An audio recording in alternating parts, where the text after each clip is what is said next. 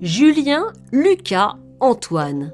L'aventure Ella débute en 1992 autour de ces 3 enfants atteints de leucodystrophie. Leurs parents fondent l'association parce qu'à l'époque on sait très peu de choses sur ces maladies génétiques évolutives et dégénératives.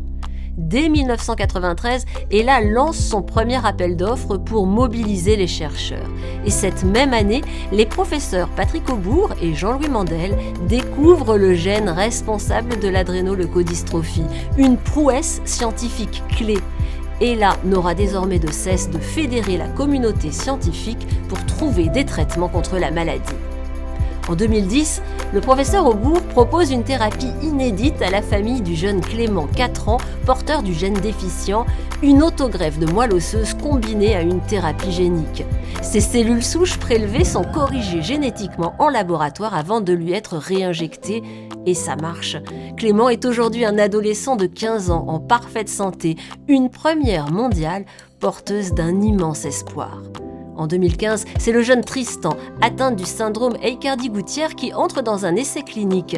Le professeur Yannick Cros espère ainsi bloquer l'enzyme responsable de la maladie et traiter les enfants dès l'apparition des premiers symptômes pour en arrêter la progression. Les résultats sont prometteurs. Un second essai plus large est actuellement en préparation. Il faut mesurer le drame qui frappe les familles. Du jour au lendemain, la vie de Nathan et Noé a basculé. Lorsqu'ils s'arrêtent de marcher à l'âge de 4 ans, on découvre qu'ils sont atteints du syndrome CASH. Une enzyme ne fonctionne pas et empêche leurs cellules de fabriquer la myéline. L'espoir de leurs parents, que les travaux prometteurs du professeur Mario van der Knaap ralentissent l'évolution de la maladie. Un essai financé par Ella a débuté en 2021. Alice et Colline sont atteintes, elles, de leucodystrophie métachromatique. Quand en moins d'1 mois, Alice, l'aînée, a perdu la parole et le tonus musculaire, sa sœur Colline est tout de suite testée, touchée elle aussi.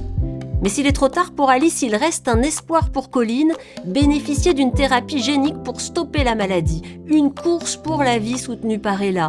Françoise Piguet, chercheuse à l'Institut du cerveau et de la moelle épinière, le souligne. Le fait de pouvoir corriger les cellules du patient est une immense avancée. C'était inimaginable il y a 30 ans. Trouver un traitement contre une maladie rare prend du temps, mais c'est le seul moyen de sauver des vies. Il faut s'accrocher, tenir bon. La preuve, le premier traitement par thérapie génique de l'adrénoleucodystrophie cérébrale a finalement reçu le feu vert de l'Agence européenne du médicament. C'était en juillet dernier. Depuis 30 ans, Ella soutient à bout de bras la recherche sur les leucodystrophies. Aujourd'hui, nous sommes entrés dans la phase des essais cliniques. Les toutes premières thérapies sont autorisées.